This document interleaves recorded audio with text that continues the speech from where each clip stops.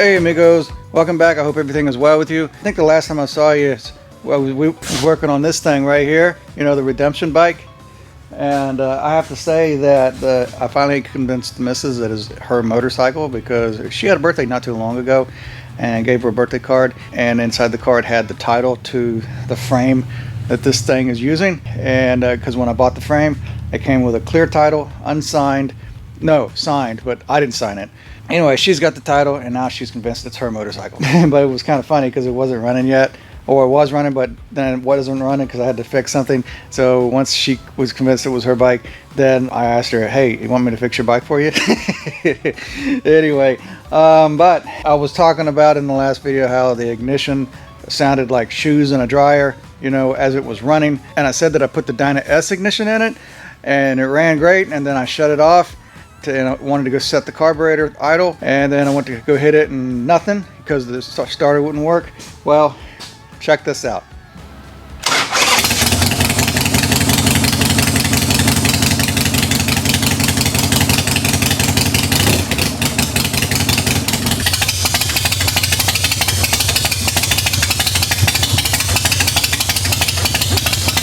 Not bad, huh?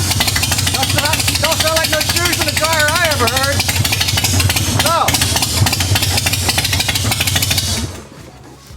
A lot better than when it had points in it, wouldn't you say? So being that I'm a little impressed on how well it runs with that kind of ignition, guess what I'm going to do with this right here. Now, I didn't buy another Dyna S, but I did buy one like it. It's mid-USA, which is probably second best, I don't know. But I'm going to put it in the Ironhead Sportster because it's running points, and it always sounds like a turd whenever I first start it up until it warms up.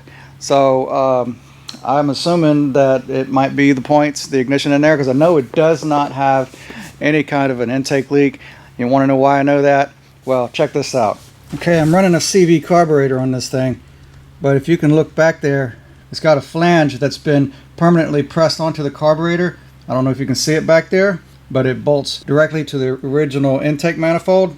And it's got an O-ring that's sandwiched in between that and the intake manifold. And when I put the intake manifold onto the engine, I not only got my O-rings set in place, but I wrapped them with electrical tape and then clamped them down. So I know there's no intake leak, so it's got to be the ignition. So I'm kind of curious to find out. So let's see what we got. Okay, looks like we have here, oh, it came with a set of advanced weights. How about that? Even though you're not going to use a points cam, but you're going to use this little rotor right here, and it's got a magnet on the inside. It only actually goes on one way, and it's going to spin on the end of the cam, and this is going to spin through this. So anyway, this is your pickup unit, and this is your whatever. I don't know, I don't understand the science behind it all, but I know it works. At least it ought to. But anyway, let's just stick it in there and see what happens.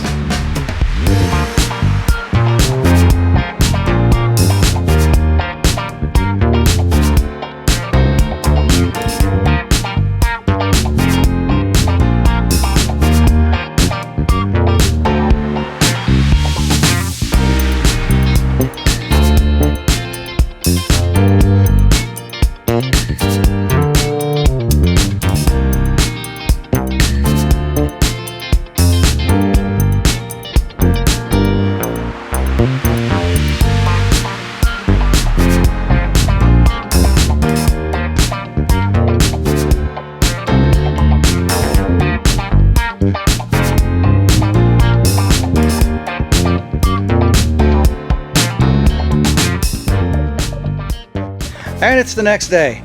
I went ahead and hit the key and hit the start button, and I had no freaking ignition. I have gas going there. I had power going to the coil, so I pulled the plugs, hit the key, no spark. So I checked everything, and it was my assumption that the ignition did not work. So I contacted the guy on eBay that I bought it from. I bought it brand new. It was in the box. See, came in this box, unopened, mid-USA, and told him that this unit does not work. And yes, I did hook it up correctly, and still no spark. And so he told me perhaps I hooked it up wrong. That the blue wire goes to the 12-volt side of the coil, and the white wire goes to the ignition side. And if I hooked it up backwards, then I burned it up. So I told him, well, it would have been great if I would have had some instructions on telling me how to install that, because every single ignition unit aftermarket that I have installed, it's always been the other way around. 2 white wires on the 12-volt side and the blue wire on the ignition side. In fact, every single HD wiring schematic I've ever looked at has got it set up just like that way. And he told me, well, he included the directions in the description. And I went back and looked at the listing, and that's right. So yeah, Mid USA says put the blue wire on the 12-volt side and the white wire on the ignition side. So I burned it up. So now you guys can learn from me on what not to do. And I promised the guy that, you know, I was going to mention this in the YouTube video, but I'm not going to say anything negative about him or his store or what his store is. It's just so that you guys can learn from me what not to do if you ever buy a Mid USA ignition unit. So there's $100+ down the drain. Anyway, usually directions come with a unit, but oh well, since it was on the freaking description on eBay, well, oh well, you guys get the idea. But now we're not going to do that. We're going to do this. Check it out. We are all set up to go on a road trip. Yep, that's right. We're going to take another trip down to Tampa, down to Forgotten Angels. You know, I know many of you has been there before, and we got the van all packed up. We got the Shovelhead on the trailer because my back isn't quite 100%. And also, I would like to ride my Shovelhead in Tampa or at the Campout. They're going to do a few rides, and my back just can't handle the tramp anymore, at least not like I used to. Blew a fork seal out on the Softail. Plus, we're not taking the bagger because, you know, check it out. Let's see if I can squeeze in here between the building and this door. So, check it out, man. We got it going on in the van, man. We got a nice little bed right up in here, and everything's set up in here for traveling. We got some nice little pillows. Got our picnic table here, and we still ain't done packing, but we got some more stuff to go under here. This thing is great. We got an easy up right there where we're gonna have a, you know, a front porch or something like that. And we about got everything packed that we want to get packed. The only thing missing is you know, our clothes, stuff like that, and whatever else the missus has planned on bringing. That is such a cool sight to see. I love that. And after all, you know, Shovelheads, they like to ride on trailers. So that's that on this segment. So this video is not over. We still have some miles to crunch starting tomorrow. So we'll see you guys then. Hey, buenos dias. This is the next day, and they're not exactly off to the best start of all things, but we're here getting gas. We haven't really gotten on the road yet because we're just a couple of miles from the house. As you can see, the Shovelhead's still on the trailer after it fell down once it was already loaded. Now I got a little bit of a goose egg where it fell over and hit the trailer right there. So I decided not to go all fancy-fied with how I'm gonna have it sitting straight up. So now I got it sitting on the kickstand, and that way it's not going to fall over that direction, and it's definitely not going to fall over this direction. So anyway, we just filled up, we got gas. It's the first leg of the trip. Let's hope nothing else crazy happens, you know what I mean?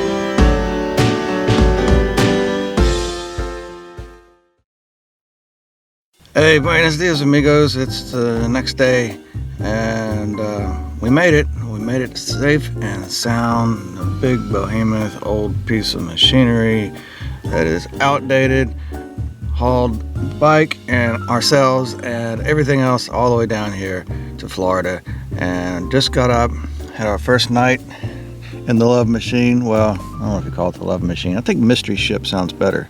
Anyway, but check it out. It's got interior lights at work. Pretty neat, huh?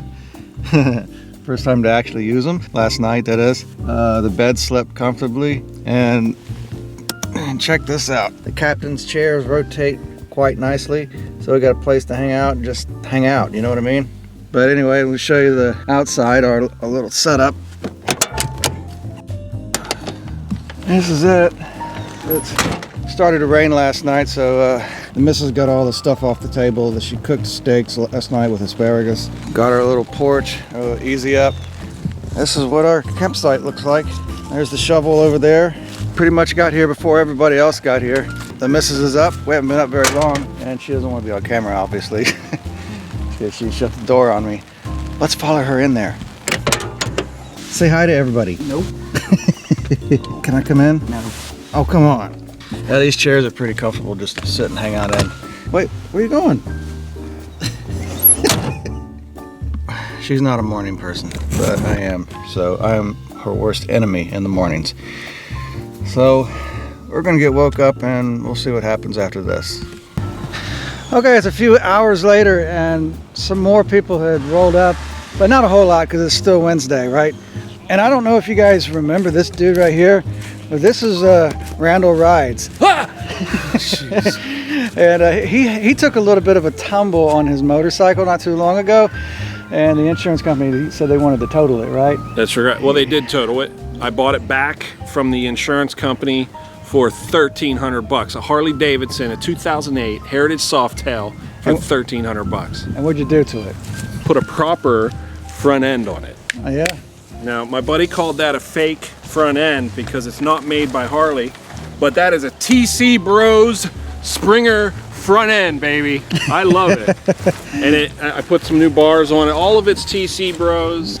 How do you like how it handles with these rabbit ear bars? I've never seen a Heritage Softail with rabbit ear bars, much less well, I have seen Springer Heritages. Harley used to make those, but with rabbit ear bars, I've never seen it. I couldn't picture it until I saw it, and it doesn't really look that bad. I mean, check it out. Yeah, so I mean, let me throw a leg over it just for perspective here.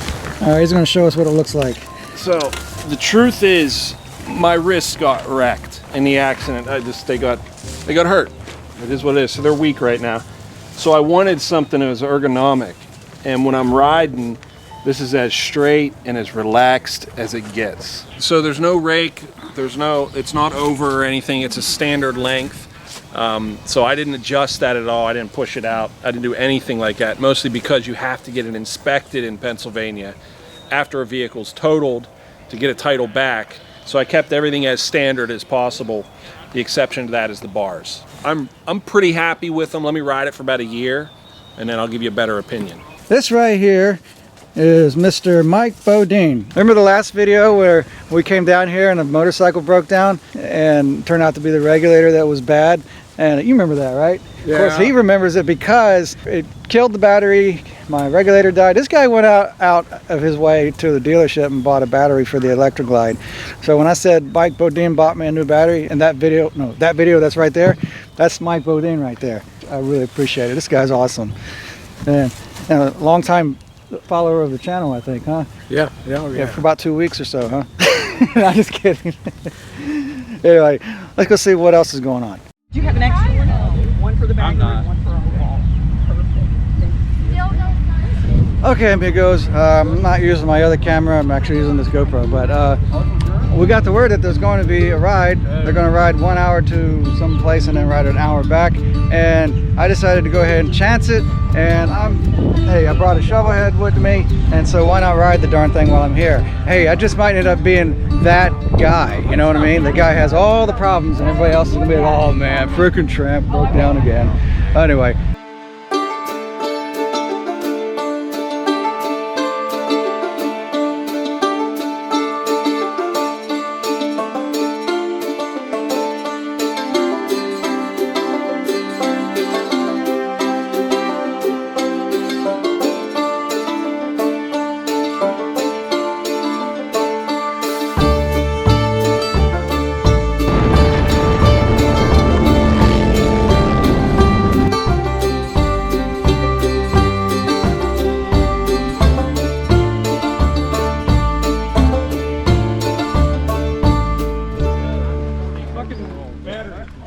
Okay, so apparently what this place is, it's a winery, and it's going to look around and try not to, you know, overdo it. Down that way, like 20 seconds? Yeah. Well, maybe, probably more like 5 minutes or so. So far I've drunken, I'm not drunken. Anyway, 4 out of 6. All right, I'm going to try the Foxy Red Grape this. Cheers.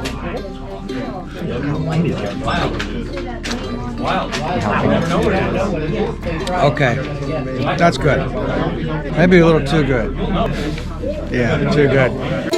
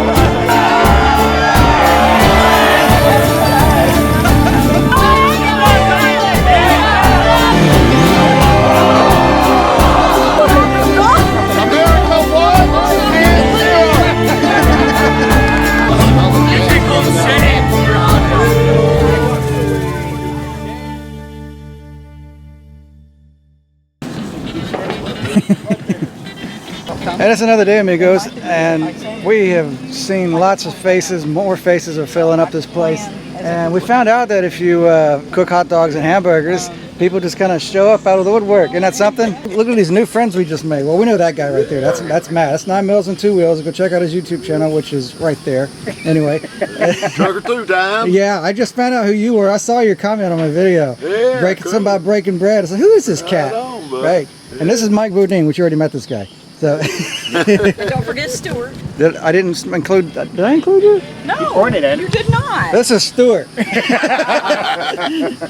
He came all the way down from Michigan, and isn't that right? Ohio. Close enough. Oh, okay. So they all look alike. You know what I mean? Really enjoyed the hot dog hamburger, really. Yeah. Let's go see what other kind of trouble we can get into.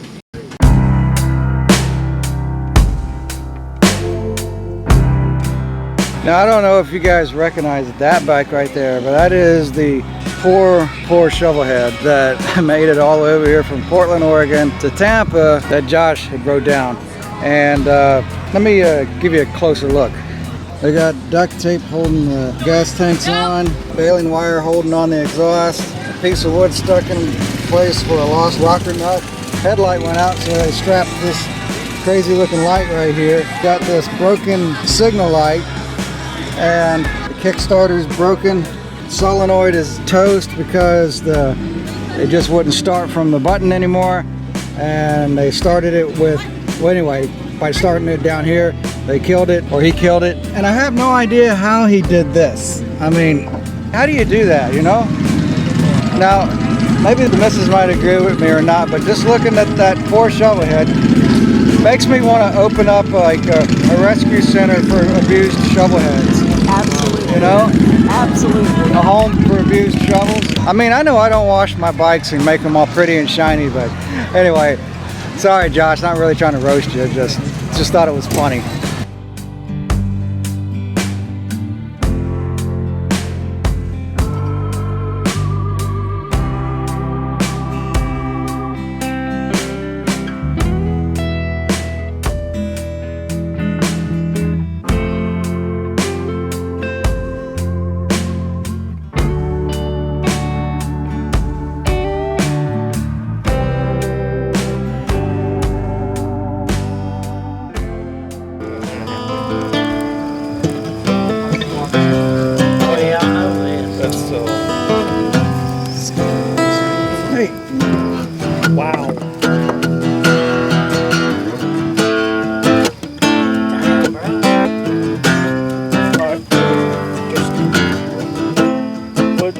your Instagram? Oh, you don't remember what it is? Not yet. No. Okay. Just a boy in a man's world, Okay. the age of 17. Okay, let me get done. Signed away the next 4 years and what I thought were my dreams. Lessons came quick and hit like bricks. Meanwhile, got caught up with some foreign chick. There I met a family from the other side of the world. Her old man said, boy, you ain't no match for my girl. He seemed to hate everything about America, especially me. Imagine that. Yeah, even me.